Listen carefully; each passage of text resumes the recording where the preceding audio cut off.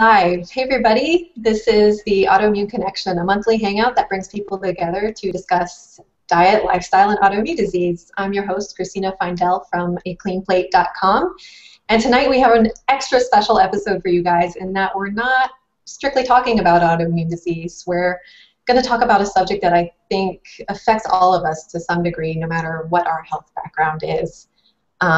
Eating disorders, and certainly diet change like going paleo or taking on the autoimmune protocol can throw some kinks in the works, so we'll talk about that a bit later too.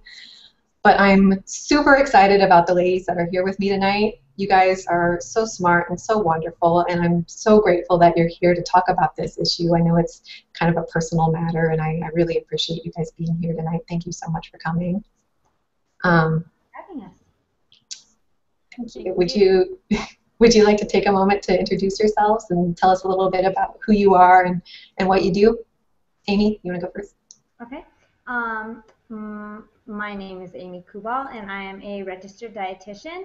I am currently do consulting for Rob Wolf and also for the Paleo Mom. My mission is to help people, all people, but especially lately more geared toward people that are struggling with food issues and have an unhealthy relationship with food and need some help there. And a lot of people don't realize that their relationship with food is unhealthy or don't want to admit that. And I just want people to know that there is life outside of food. Absolutely. Well, that was kind of a weird introduction, but you know. It's a good one. That's all I got. Caitlin? Okay, I am Caitlin Cawley. I am a graduate student in communication studies at the University of North Texas, which basically means I look very critically at the social science of communication and kind of the way messages are structured and internalized and built through social interaction. And I am here to talk about my own personal experience, but from a perspective that looks at the how we learn this and I guess how we spread it along and perpetuate it. That's kind of what I do. So, but I also have occasionally done some paleo food blogging. I've been struggling with the paleo lifestyle for about 2.5 years, so I have some experience to add there as well. Awesome. That's a really great perspective to come at this from, I think, the social and media aspect of this relationship with food is a huge factor. So that's really cool. You hear a lot in diet change circles and in paleo eating and autoimmune protocol and stuff. You hear people throwing around accusations or concerns about being orthorexic or otherwise just too restrictive or too afraid of food. And there can be a really fine line between legitimately being concerned about food negatively impacting your health and maybe being more concerned than you need to be. In my experience with Hashimoto's 411, the support group on Facebook, there was, somebody would share an article about how goitrogens negatively impact thyroid function and you shouldn't eat, kale or cruciferous vegetables or these other like really, really healthy foods. And so all of a sudden you'd have a whole bunch of people swearing off kale and broccoli and, based on like a complete myth. So, stuff like that is certainly a problem. But at the same time, if you have a legitimate food allergy or something, then it can be really hard not to be afraid of exposing yourself to the horrible things that food can do to you because you've been there and you know what it's like. So it's a really nuanced subject and it's really individual, and I thought it would be really great for us to kind of come together and share our different experiences and our different perspectives on what we ourselves have been through and our thoughts on all of that stuff, and just kind of lay out that it's something you kind of have to feel out for yourself, and everyone's different, but there is these common threads, I guess. For my part, I'm a sugar addict, and like hardcore. I didn't think it was a problem. It felt really, really innocuous until I caught myself hoarding chocolate bars in the bathroom where nobody was going to find out about my dirty little secret. And up until that point, I hadn't considered sugar a problem. You know, I felt like everyone knows that eating an entire pint of ice cream isn't the best choice you can make, but everyone does it. And like, you'll make these excuses like, I'm so sad right now, or I behaved really well, I ate really well the past couple of weeks, and this is my reward. And it's a really slippery slope. And Caitlin, this is kind of your expertise, I guess, is that, you know, these kind of things are reinforced by the media, by our friends, by our interactions, kind of. Well, and you know what that made me think of is I saw a meme going around Facebook about a year ago. It was one of those fitness motivational images, and it said, "Don't reward yourself with food. You're not a dog," right? And something like that is, it's very shaming and kind of, it makes you feel guilty. And I don't think that that is the way to go about it. It doesn't Yeah. really help if you've already got that relationship with food where you feel weak or you feel controlled by it. Shaming yourself about food is not the way to break it. So Yeah. I think that communication about eating disorders, especially, and about you know, body image for women and nutrition is it's steeped in a lot of stigma and patterns that can be more destructive than helpful. Absolutely. Yeah. So, Amy, what was your relationship with food like, and at what point did you realize it was an issue? It's a loaded question, right? Yeah, what my relationship with food was how can I avoid it and that started probably it started when I was 11 years old. I never thought there was an issue. Everybody else did. So that's kind of how it was brought to my attention that there was an issue. They put me in the hospital when I was 12. So, and then so it's been an issue for me since I was 11 years old. And it was always, you know, avoiding it or only eating safe food or safe food. And the what was safe and what wasn't changed, evolved over time with what the media and what society said was healthy and what wasn't healthy, and what my mind said was healthy and what wasn't healthy. Less was always more for me. And ultimately it got me in trouble a lot of times. And it was more than food though. It wasn't the food wasn't the issue. You know, like there's issues that made the food an issue. Things that I wanted to control. Things that you know, it was my way of getting attention. Um, it was my cry for help, basically, for you know, like, hey, I need something. You're not giving me what I need.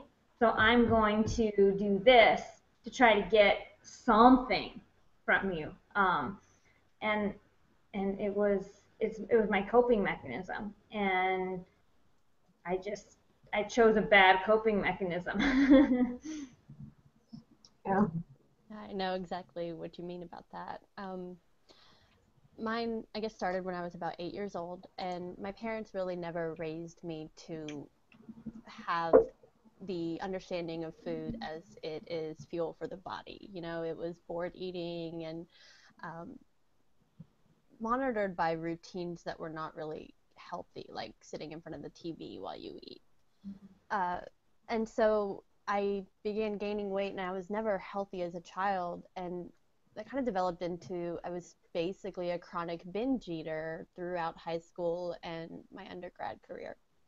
And then in about 2009, I guess, I started a weight loss plan. I was on Herbalife, which is a powder and diet supplement. And I lost 80 pounds in a year. And after that, it became more of a, you know, you hit that mark when you're trying to diet for weight loss where you can't maintain the discipline anymore. And so it became a cycle of binging and restricting and relying on diet pills and things like that to maintain my weight. So, you know, that went on for about a year and a half. weight fluctuations were really pretty extreme, and it became very emotional. It became very personal, and there was so much worth and value that I felt rested on that. And then grad school comes along, and that's very stressful. Um, Sometimes can be really overwhelming. So food and really binging became, I don't know how to deal with this. I'm feeling stressed out, and so I can't do both. I can't restrict myself on food and also discipline myself on my schoolwork. So that became the excuse for, days of binging and not getting out of bed and then missing classes and thinking about food and eating the whole time, basically. So, uh, yeah, I would say food was definitely an emotional crutch at this point. And there was one day that I remember where I realized, I had tried to cut out sugar. Christina is my weakness too. And I realized that these symptoms that I was having, these feelings, were like what I had seen on TV when you see a drug addict going through withdrawal. My hands were shaking and I couldn't stop thinking about it. And I realized that this was becoming an addiction that was, kind of scary when you look at it from a fresh perspective, from, objectively. Um, and so I've been working on that ever since. But it definitely was, it kind of controls your life. It's hard to stop thinking about it, and it's hard to escape from. Yeah. I mean, that moment when I realized that I'm like, these behaviors that I'm engaging in are the behaviors of an addict. They are not the behaviors of a person who has a healthy relationship with food and is taking good care of her body, Right. and can be proud of the choices she's making. And it's terrifying to realize that about yourself, and to realize it's a big hole to dig yourself out of. And it's kind of a vicious cycle that feeds on your emotions and your circumstances. And starting a new job was my trigger, and that was just, that's a positive thing. Getting a new job, moving on with your life, getting things together, that's great. But it sent me into a crazy sugar spiral. So it's pretty intense. I remember coming into contact with the idea of like restricting food when I was probably about 7 or 8 when this movie came out, but it was an Amy Jo Johnson movie when I was really little, and she played a gymnast that had anorexia, and she would throw her food into the trash. And I remember being like 7 years old and thinking, like, if you don't want people to know that you're not eating, don't put it in the trash, put it down the drain. And like ever since then, every time I put my food down the drain because I wasn't hungry enough to finish my plate, or just ate less than I knew I should be eating or something, like I always thought of her, and it was like, is that me? And I would make kind of excuses, and they were not good excuses either. I'd be like, well, I'm not hungry anymore, even though I'm not eating enough. Everybody thinks I look good, so I don't need to worry about that. I don't want to put on weight. I don't want to eat more than I need to, and this has been working for me so far. And it's just these little nagging thoughts that I knew, hearing them in the back of my own head, that they were dumb and I should totally disregard them. And I did. I ate, I never really consciously restricted myself, but I made excuses for the times when I didn't eat enough. And then when I binged, I was like, oh, well, I need to gain weight anyway, or I need to, so it's kind of it's hard to. And I When you lay it out, yeah, the way that you talk to yourself, not just about food, but they say that an addictive personality is a deeper mental kind of condition to look at. The excuses you make for yourself hold you back, right? Because I would make excuses about why I was missing class, or why I was missing work, missing my internship, and allowing it to continue and to spiral out of control. And for me, like, I spent most of my childhood fed, like force feeding, basically. Eat this or this is going to happen. Eat this or you can't do this. Eat this or, or you're going to be in trouble. And so how I dealt with that a lot of times was, well, I ate when I had to, when people were watching me, and I threw up in bathroom sinks. I threw up outside, behind trees, behind buildings, wherever I could get rid of it, because it was scary. Like, no, you can't make me do this. You can't make me do this. I think that's really interesting that for you, food becomes associated with a punishment, or eating becomes associated with, a loss of control and power. Um, so that it happens a lot, don't eat all your food or you can't get up from the table is the building blocks to not thinking about how you eat and not eating for the sustenance that your body needs. So I remember just the anger on my dad's face at the table. Like, the dinner table to me was a war zone. It seriously was like, I hated mealtime, hated it, dreaded it. I'd plan out, okay, if I eat this and this and this and this, is that going to be good enough? Is that going to be enough? What else are they going to give me? What else, like, did I do good? Did I not do good? And I remember going to my counselors and my doctors, and they would always have me go into the office first and tell them how how I thought things were going, and they'd weigh me and whatever, and then they'd bring my mom in and ask her, and she wouldn't know what my weight did or anything. Well, how do you think Amy did? And it never once did she say anything good. Not once. It was always what I could have done better, what I didn't do, what was wrong with what I was doing. And that's what started this. I was never good enough. I always needed to do more, be more. And it never went away. And so, I mean, ultimately, like, I think how I see it all through high school and through junior high, like, I just did what I had to do to get the hell out of there. Nothing ever healed or got fixed, or like they never addressed any deeper issue. It was always like, Amy, all you need to do is eat. All you need to do is eat. And well, why when I ate did it not feel better? Why when I ate, when my weight was okay, why was something still not right? Like, nobody ever cared about that. All I had to do was eat, and that was easy, supposedly. And since it never went away, it's like always been my way of coping and controlling. And I relapsed my first year of college because of stress and because of unhappiness. I got better. I was in a bad relationship. I relapsed when I was in my bad relationship. And it's just been this slow downhill since then. And it's like, until somebody asks the right questions and stops just telling you all you need to do is eat, or not eat, or stay away from this food that has sugar in it, until we fix the problem that's causing you to do these things or not do these things, it's never going to go away. And that's what people don't understand. Like, it's like, I'm a sugar addict, but as long as I stay away from sugar, it's fine. Like, no, it's probably not, because in this world, it's everywhere. I mean, like, yeah, you can stay away from it, but what's the reason that you're eating that? What is it covering? Why? Why?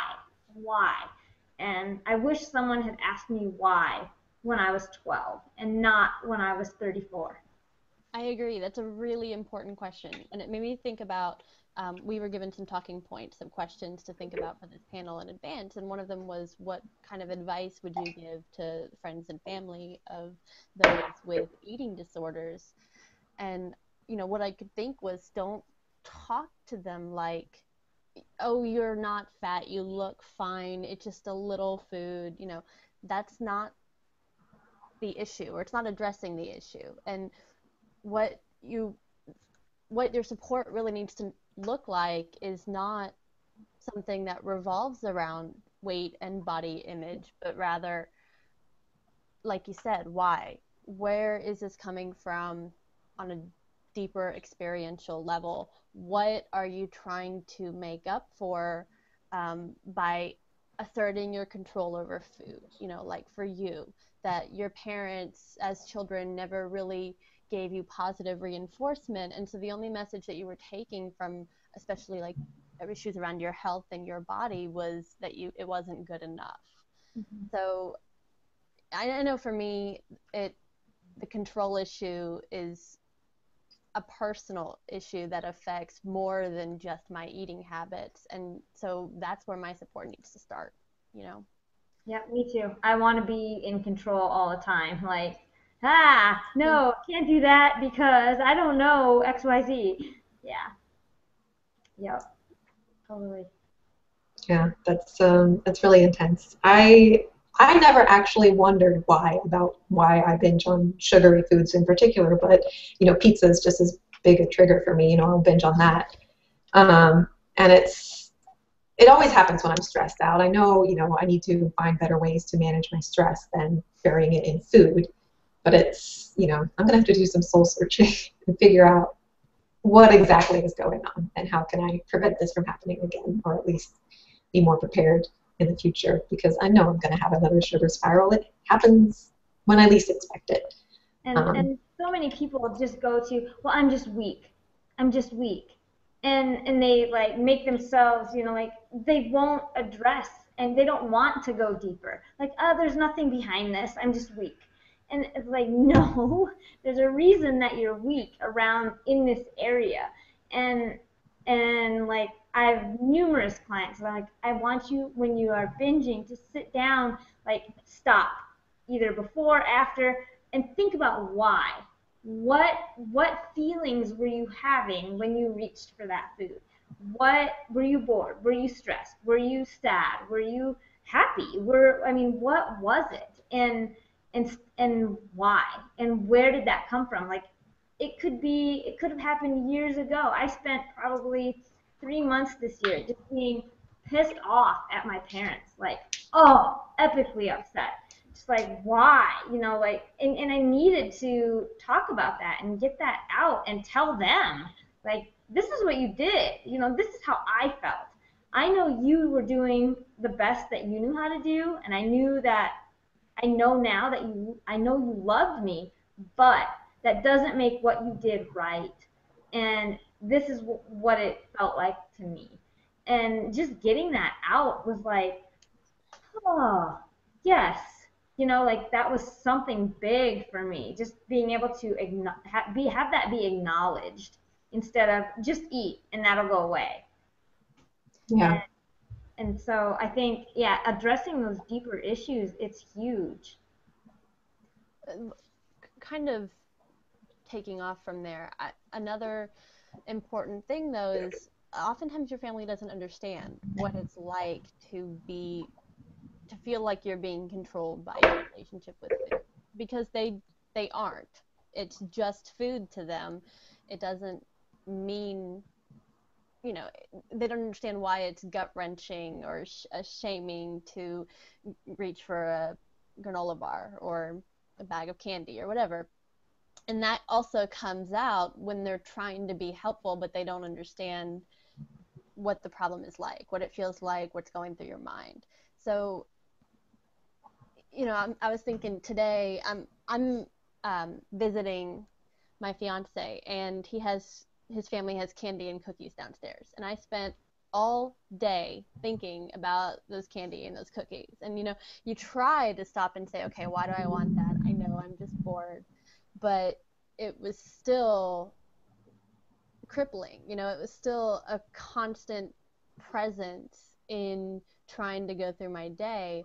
And that is something that, if you're not sick, you don't have that. You don't have to worry about that, and you don't necessarily understand that.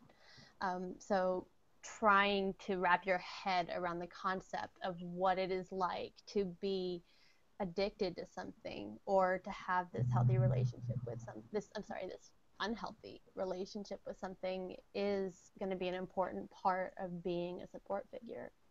And on my side of things, like if I was in that situation, I would spend all day thinking about, man, how can I get out of not eating that stuff? What if somebody makes me eat that? What are we having for dinner tonight? How is that being prepared? Like I have all this anxiety around, I'm not in control of what's going to happen. What restaurant are we going to? I need to make a plan. I need to, like that element of being out of control, being in someone else's environment and not my environment, letting someone else make a food decision or preparing a meal with somebody. It's like, what just went in there? Oh my gosh, did that need to go in there? It sucks the fun out of everything, absolutely everything. And then either way, you're still basically being consumed by thinking about food in some way when you could be spending your time and effort working on something more productive. Exactly. Like I think about all the time that I wasted. Man, I could have like several Nobel Prizes, seriously, if I had just channeled this energy somewhere else. Instead of trying to figure out how I can hide this or get rid of that or not go to this party or do this or not. Like really, and how many hours I spent exercising. Like, oh man, if I could have all of that back, wow, life would be so different. Yeah. Mm-hmm. I think when it comes to, in my experience, my boyfriend Noah, when he moved in with me, it was, he was ordering pizza all the time. He was drinking beers all the time. He was being like a 22-year-old, and that's, that's what they do. And it was so hard for me to be in the house with a Domino's pizza, because this was after I knew I had celiac disease. I was off gluten, absolutely no ifs, ands, or buts about it, but I wanted it so bad. And I would spend $15 on a gluten-free pizza that still had a lot of crap in it that would make me not feel good, but I had to have it. And it was something that he didn't really, we talked about it and I explained it to him and stuff, but he didn't really get it until I made him go paleo with me. And like the first week of him eating paleo, he was like, I don't know how you do it. I want a pizza. I want a beer. I want, a hamburger with a bun. I want real food. And I was like, this is real food, by the way. But, now you know how I feel. And it's really something you can't understand until you go through it. You can talk it to death, but I think any kind of, autoimmune disease or any of this stuff, you don't know it until you've lived it. But Go ahead. No, go ahead. It makes it even more difficult when there are certain things that you can't eat for whatever reason, even if we're not talking about the autoimmune protocol or somebody who's trying to eat clean, right? Knowing that there's something that you have to have a restriction on that sets you apart from the average normal human race makes it even harder to not have it. For me, it's guilt. I don't know. It could be just not wanting to feel isolated or different, but for me, it's like shame when I know that there's something, cookies at a party, beer, like you said, it's around. My friends are eating it. The people that are always around me are eating it, and I have to feel different. And so that's, ultimately weakens your ability to, or your resolve, right? And makes it really easy to fall back into just giving up to whatever that relationship with food is. So it's even double-edged there, because it's unhealthy in the first place that you have this obsession or focus on food in the way that you do, and then feeling guilty about it in whatever way also makes it worse. Yeah, I mean, food allergies are, fortunately, they're very widely recognized now. You can go to restaurants and they know all about gluten and they'll take care of you and stuff like that. But it's, for a long time, it was like, I am different. I can't do the things that my friends are doing. Like, I don't want to go to a bar anymore with people and hang out because they're all drinking, and I don't want to be the only person that's not drinking. And it's not fun. You feel isolated. You feel like the wet blanket, and it's this whole layer on top of layers and layers of, all these different relationships, the way we have the way we feel about our food, the way we feel about the people in our life, the way they feel about us, and it's just another cog in the wheel, really. And it's just, and you can't pretend it's not there. You know, you get the looks from the waiter when you go out because you have to order the hamburger without buns, and can I get a side of, I don't know, do you have spinach or something instead of French fries? If you're with friends, they poke at you for being high maintenance, or the looks of just disbelief when you're at a meeting with coworkers and they're like, hey, we're going to order food. Can you have pizza? Can you have sandwiches? And you say, no, I don't eat gluten. And it's dismissed, right? So it surrounds you with people who are not willing to understand that this may be legitimate. And also, like I said, people who don't have this problem and so don't understand it and can't, as of yet, wrap their heads around it. And I spent my entire life with people watching me eat. So every time I'm eating something or I'm out somewhere, I'm with my family, especially my extended family, I'm like, everybody is watching me eat. And I don't like it. And I don't want to eat around these people. I would rather eat by myself. You know, like I would rather just take my food and go somewhere else because they're all thinking, well, she should have had some of that. She didn't have this. She's having too much vegetables, not enough this. Well, she said no to dessert. Is she sick again? I remember one time I went home for Christmas from college, and one of my aunts, she's like, Amy, have you lost weight again? And it's just like, really? I'm glad to see you too. You know, like, no, why is everything always about this? Why is everything always about this? Can't we move beyond this? But that's my identity. Like, it has been my identity, and I don't want it to be my identity anymore. But Amy is the one that has issues with food. She's the anorexic. We need to watch her. That's what I am. And like, it's been so hard for me to find an identity outside of that and find out who I really am without the eating disorder. And I'm not, like, that's what people think when they think me, especially my family, since they've seen me that way for 23 years. Like, well, that's Amy. She's weird around food. Whatever. We're going to watch her. We're going to talk about her when she's not here. And it's that constant need for people's approval, I think, that gets us like, well, what are they thinking about me? Who cares? Like, who cares? Who cares? That's finally the point that I've gotten to. I'm like, yeah, you know what? Who cares? It's a good point. I mean, it's about you. It's not about them. So, yeah. We got to look after ourselves. One thing you mentioned earlier, force feeding, and that was something I went through when I was just before I was diagnosed with Hashimoto's disease. I had this doctor, this endocrinologist. She was like number 12 out of these doctors I'd seen in the past 2 years, and she said, "You're underweight. All of your problems will go away if you just gain 10 pounds." And I had heard this before, and I knew that wasn't the issue because I'd had other issues before I lost weight. And I thought, this is a symptom of my disease. This isn't the cause of it. But I thought, okay, let's humor this doctor. Let's gain 10 pounds, come back with all the same problems, and then she'll finally start looking at other things, because this was like doctor number 12 in 2 years, and nobody knew what was wrong with me. So for the next 3 months, I was being force-fed 3,000 calories a day, consisting largely of 600-calorie protein shakes twice a day, maybe 3 times a day if I could get another one in. And it was miserable. It sucked. I was bloated. I was angry. I was depressed. I was like constantly had this shake in my hand, and I was just like, there wasn't like a minute of the day where I wasn't like trying to get food in. And I didn't gain a single pound, even though this was like 2,000 calories more than I had previously been eating.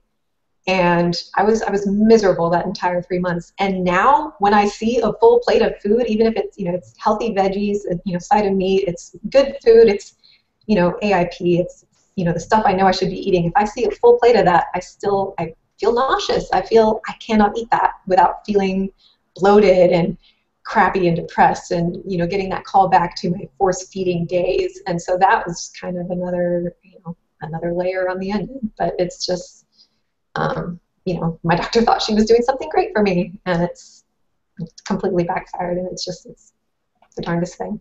And in my case, like, yeah, just eating fixed a lot of the problems that I thought I had. I thought my gut was messed up. I thought I wasn't digesting anything. I thought I was sensitive to this, that, and the other. And like, I started eating, and guess what? I can tolerate pretty much everything, and it's kind of awesome, actually.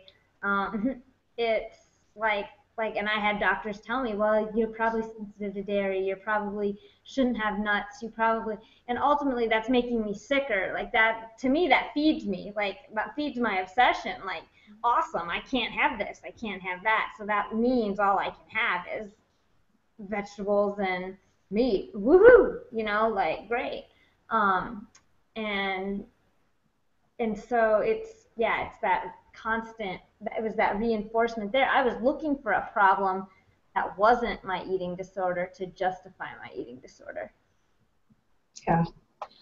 Yeah, absolutely. I'm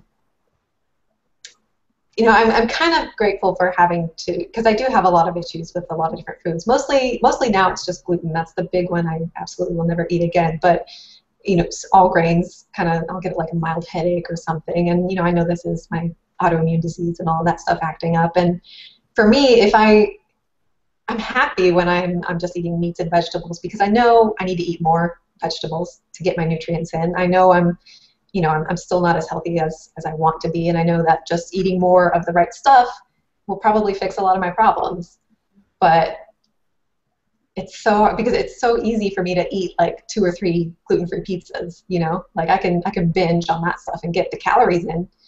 But if it's vegetables, like I can't get the volume in to get the calories, to get the nutrients, to still gain. I do need to gain weight. My doctor was right. I needed to gain weight, but her solution wasn't the answer. So I'm still struggling with that. I'm still struggling with just eating enough of the right stuff. I can eat tons of the bad stuff, no problem there. So I don't know, man.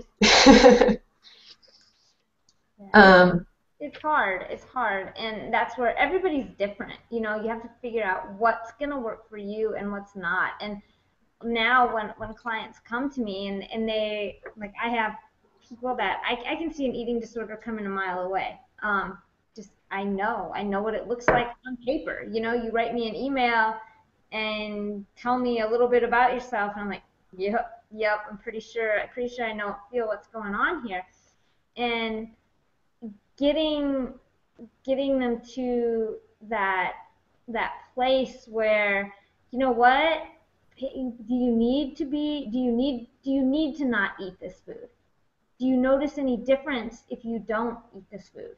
And if you don't notice a difference without it, then it's probably okay for you to have that. And it's okay. Just because paleo or AIP says you can't have it, if your body does okay with it and it doesn't make you sicker, you can have it. It's all right. And like I tell people, I'm probably the least paleo dietitian you're ever gonna meet. And it's that finding that what is your individual diet? What makes your mind and your body healthy? Not just one or the other.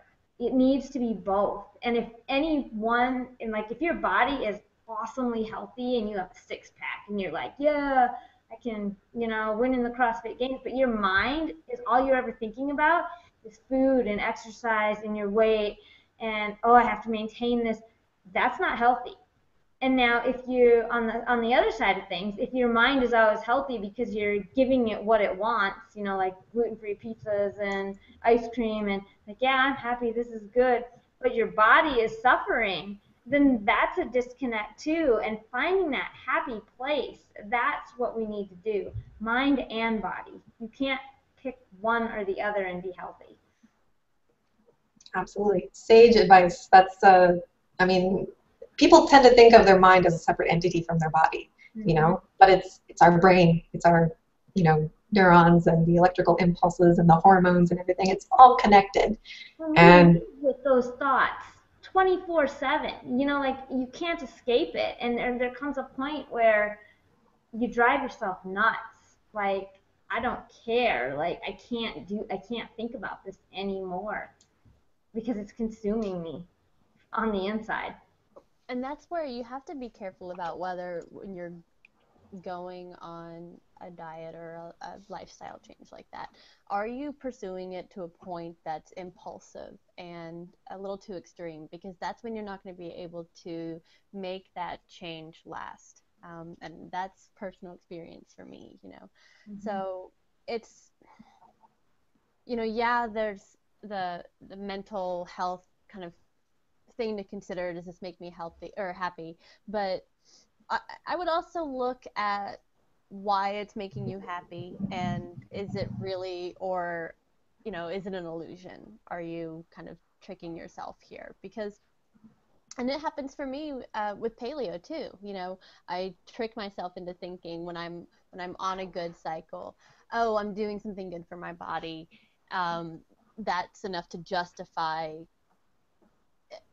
eating what it is I'm eating, which was very little, and it was clean, but it was a lie, you know? So, yeah, it takes reflection and it takes time to tear apart the layers and the nuances there. And I'm still tearing. Like, Me still too. tearing. Like, yeah, it's deep, and it's deep for a lot of people, and you have to start somewhere. You can't just keep putting layers on top because it's not going to disappear. You're never going to get to a point where it's covered up and gone. And like, if you would have told me when I was 12 years old going into the hospital for the first time that I was still going to be doing this when I was 34, I would have laughed at you. You know, like I'm like, oh, when I grow up, this isn't going to be a problem anymore. You know, like everything's going to just fall into place, and it doesn't. It doesn't just fall into place. And I remember when I was in college, I had a roommate who was a bulimic, and I remember asking her, like, do you think you're still going to be throwing up when you turn 30? And she's like, no, I'll be done with it then. And it's like you can't, and I'm like, yeah, maybe I'll just be done with it too then. And you don't ever just get done with it. You don't ever. It's not something you grow out of for most of us. It's not something that just goes away because you reach this magic age or this magic point in your life, and then it's just gone. And like it's sad to see how many lives are wasted on this, how much time is wasted on this. And man, if I could just stop one person before it becomes 23 years of hell, you know, awesome, awesome. absolutely, that kind of, for me, that's what makes it worth it. You know, I have all these health problems and I've been really sick, and I spent so much of my life doctor to doctor to doctor and feeling miserable and just not wanting to live. And I'm like, if I could help one person figure this out, it'll be worth it. Yep. Yes, exactly. Exactly. If I can break through to one person, that's it. That's it. That's it. That's good. I was going to say that, well, I was going to ask really, Amy or Caitlin, do you guys have any more advice for people who are struggling with this or who have friends or family who are struggling with this? Anything specific? It's okay to stop. You know, like the world is going to keep going even if you stop for a little while. That was a hard one for me. Like when it came to the point where everybody's like, we're stopping you, you know, we're putting the brakes, but what about this? What about that? What about the other? And ultimately, if you don't take care of you, nothing that you need to take care of can be taken care of because you're not going to be healthy enough to do any of it if you don't deal with it. And it's okay to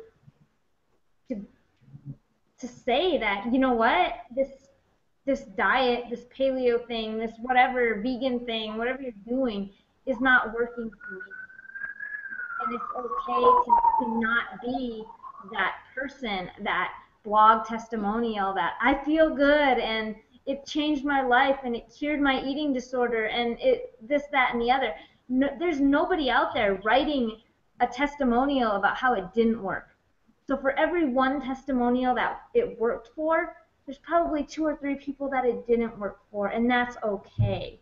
And just because your paleo or your AIP doesn't look like the one that's in the book, that's okay. You know, you have to figure out what works for you and for your body. And just because a blog says you need to drink bulletproof coffee and intermittent fast, that doesn't mean that that's right for you. So it's okay to not grab onto everything out there. Because it worked for one person, it doesn't mean it's going to be your end-all be-all cure. And who's to say that it's even working for that one person? You know, like what are they dealing with? What are the thoughts that are in their head? What are they selling you?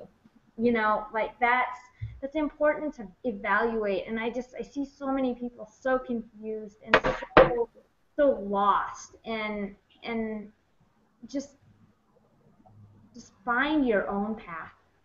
And I think that's, oh, go ahead. No, finish. Go ahead. I think that's really important advice because the act of naming this diet, right? I am going paleo or keto or AIP or whatever, makes it this thing that you have to fit into, right? And so I think there's something healing in creating your own base of this is what I eat, you know, this is what I can draw from. Even, you know, you're saying make it your own, but abandon the name, right? Just, I know this doesn't work for me, I react to this, so be that person who says, oh no, I don't eat peanuts, but you don't have to use somebody else's name and somebody else's parameters. And I think extending from that, you know, like I said, I think it's really healing to figure out for yourself what it is that you can and can't eat and not have to think of it as so-and-so diet, but think about whatever else you can build that improves your mental health in some way, because again, this is a bigger problem. And you know, for me, it seeps into my work and productivity, right? So that would be a step in getting better, would not just be focusing on my eating disorder as an eating disorder, but as a control and like shame disorder, and working on discipline in other ways or on forgiveness in other ways, right? Just whatever it is that's a struggle for you and kind of a personal and emotional handicap or struggle is also what you should, you know, be looking at, and be patient and gentle with yourself in the meantime, because Forgive yourself. Yeah. Absolutely. I mean, I'm by no means on the upward ascension of the healing process, and so just speaking from somebody who's definitely still working on this as a fresh, new, and ongoing process, that's the only thing that I've been able to come out with so far as advice goes, is that it doesn't happen overnight. No, absolutely. And for me, I went AIP after I found out I had autoimmune disease, and I was strict AIP for 9 months. And at any point during those 9 months, I would have said, I could do this forever. I love my food. I feel great. I have no interest in any of the foods I cut out. And for the most part, that was true. I went through the first 2 or 3 months where I was craving all the stuff I couldn't have. I felt like, oh, I'm just so depressed. I can't have any of this stuff anymore, because you can't have it. And you know, once you tell yourself that you can't have it, you want it. And you know, eventually that did go away. And now, like, I can walk through the bakery aisle and I'm not tempted at all, because I know that stuff is going to make me feel like crap and maybe kill me if I keep eating it. So that's fine. But it's, you know, at that 9 months, I got a new job, we were moving, a lot of stress, and I completely snapped. And I never saw it coming. And it's just another, you know. See it coming. That's you never do. There it is again. And like, where the hell did that come from? Yeah, and I just started binging on everything except gluten, and I never cut it back out again. I mean, you know, I go through periods where 2 or 3 months I'm really good. I'm at least paleo, if not AIP, and you know, and then I'll stress out about something again, and it's right back where I was. So it's an ongoing struggle. It certainly is, and it's, you know, baby steps, really. I think that's the biggest takeaway from any paleo blog. You know, Sarah, the paleo mom, will tell you, like, if you don't have it in you to go strict AIP, you know, baby steps. You know, find out what you can and can't tolerate, you know, in other ways, and you know, just do what you have to do to make it work for you. You know, you don't have to eat grass-fed to eat paleo. You don't have to stay away from paleo treats to eat paleo if that makes it sustainable for you. If that is what you need in this moment to get yourself through it the next day, that's fine. Mm-hmm. And I think that's something people don't take away as often as maybe they need to. That's a good point, as you know, one day at a time, as they say, because it's so much easier to just push it off for an hour and then another hour, and then it's the next morning and it's not as bad. But if you start thinking about next week or months from now, or I'm gonna have to do this for the rest of my life, then you're setting yourself for failure. And then my other piece of advice would be surround yourself with people who are willing to genuinely understand, and be supportive, because most people won't be. Unfortunately, I mean, all those friends that, you know, wanted to go out and hang out in bars all the time and stuff, I'm not friends with them anymore because that's all they wanted to do, and that wasn't conducive for my good health. Mm-hmm. And if that's how it goes, then that's how it goes. And sometimes, you know, I'm a lot happier, I'm a lot healthier now, and you know. And when it comes to friends, your physical health in those instances is connected to your emotional health. You know, if your friends are only willing to go to places that you can't go without feeling tempted, or can't go because you have no options that won't make you sick, that's going to weigh on you mentally.